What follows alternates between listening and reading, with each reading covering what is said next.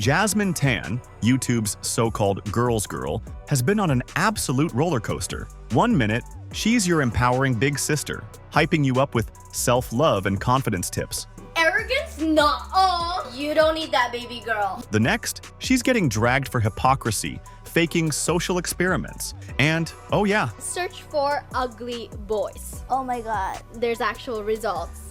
There's actual ugly boys results. subtly editing her own little sister's face because nothing screams love yourself like a slimming filter. And just when you think it couldn't get worse, spoiler alert, it does. Fake experiments, mean girl comments, contradictions so wild they should be studied in a psychology class. Jasmine Tan's influencer empire is crumbling fast. But how did she go from internet big sis to YouTube's latest controversy? And more importantly, is there any coming back from this? Stick around, because this is one influencer downfall you have to see to believe. Jasmine Tan didn't just stumble into fame, she engineered it. With over 2.2 million subscribers, she positioned herself as the ultimate big sister of YouTube. You needed confidence? Jasmine had you covered? You wanted to know how to be a girl's girl? She had a list of rules. And if you ever wondered why men weren't obsessed with you, she had an entire philosophy on that too. Look, I can never be friends with women who don't understand girl code. These are the girl code rules that me and my best friends live by, that I think every girl should follow. Ah yes, the ancient sacred text of girl code.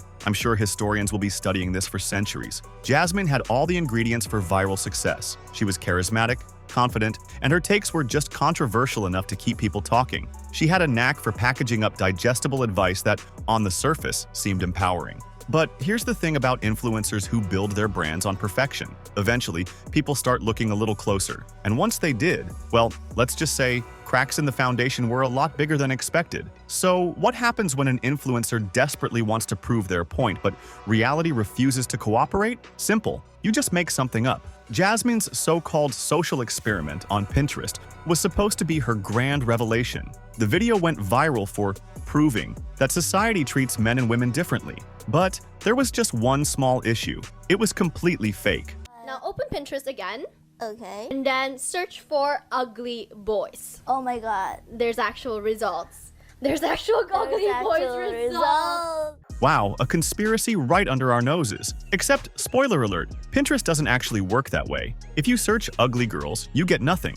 If you search ugly boys, you also get nothing. So how did Jasmine manage to prove her theory? Well, turns out she manually created a Pinterest board full of images labeled ugly boys and pretended like they were actual search results. That's right, she just straight up faked it. And honestly, if you're going to fabricate an entire narrative, at least put some effort into it. This was like photoshopping a fake text message, but leaving your own name at the top. The problem here isn't just that she lied, it's what the lie represents. Jasmine's entire brand is built on female empowerment. Yet she consistently pushes content that tears men down under the guise of lifting women up. And as the internet would soon realize, this pattern of conveniently crafted narratives wasn't just a one-time thing. Let's talk about hypocrisy.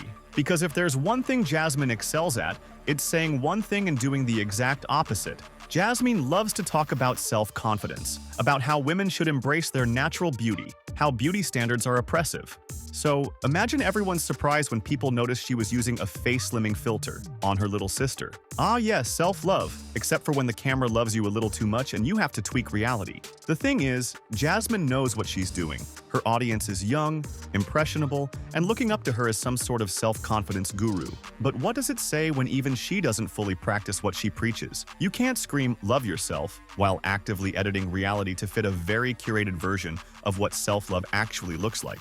And that wasn't even the biggest contradiction. Because remember when she spent months pushing the whole men are trash narrative? Well, things got interesting when she suddenly decided that dating was back on the menu. Wait. What happened to all men are a waste of time? I must have missed the emergency girl code update where we collectively decided that was no longer a thing. So, which is it? Are men an embarrassment, or are they just selectively tolerable when it benefits the narrative? Because at this point, Jasmine's ideology is starting to look less like feminism and more like whatever sounds good at the moment. And then came the moment where Jasmine's carefully crafted girl's girl persona started to collapse in real time. Oh, the horror. Imagine a woman gasp looking mature, clearly, an unforgivable offense. So, just to recap, natural beauty is great, except when a 21-year-old dares to look like an adult. Aging is empowering, but also terrifying enough for Jasmine to get Botox at 25. Consistency? Never heard of it. But this wasn't just one offhand comment. This was the moment people really started questioning whether Jasmine was actually uplifting women or just tearing them down for the sake of content. And spoiler alert, the internet does not take kindly to hypocrisy.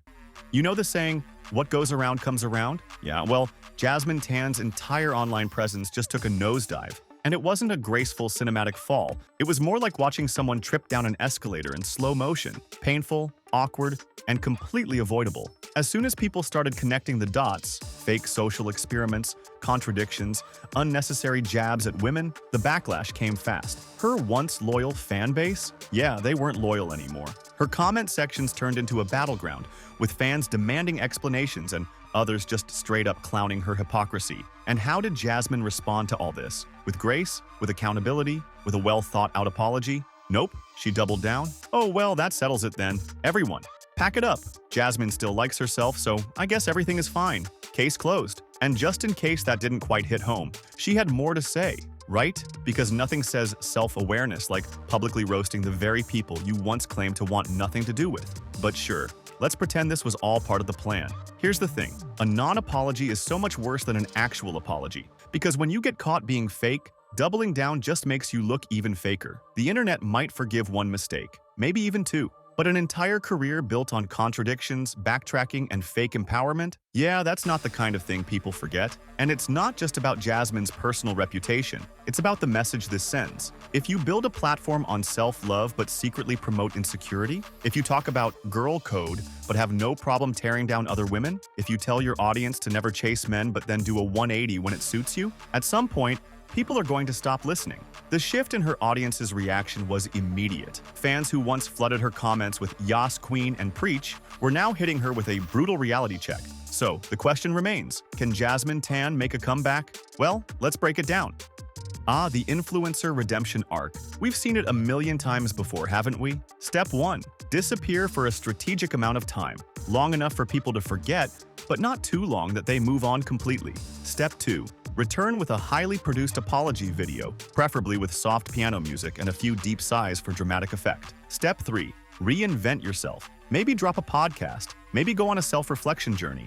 Either way, make sure the audience feels like you've grown without actually holding yourself accountable. Now, will Jasmine follow this exact script? Most likely. But the real question is, will people buy it? Because here's the thing, people don't just want an apology, they want change. They want actions that prove you've actually learned something. And so far, Jasmine hasn't exactly shown that she's capable of self-reflection. Instead of owning her mistakes, she's chosen to gaslight the audience into thinking they're the problem. Instead of apologizing for the Pinterest lie, she's ignored it completely.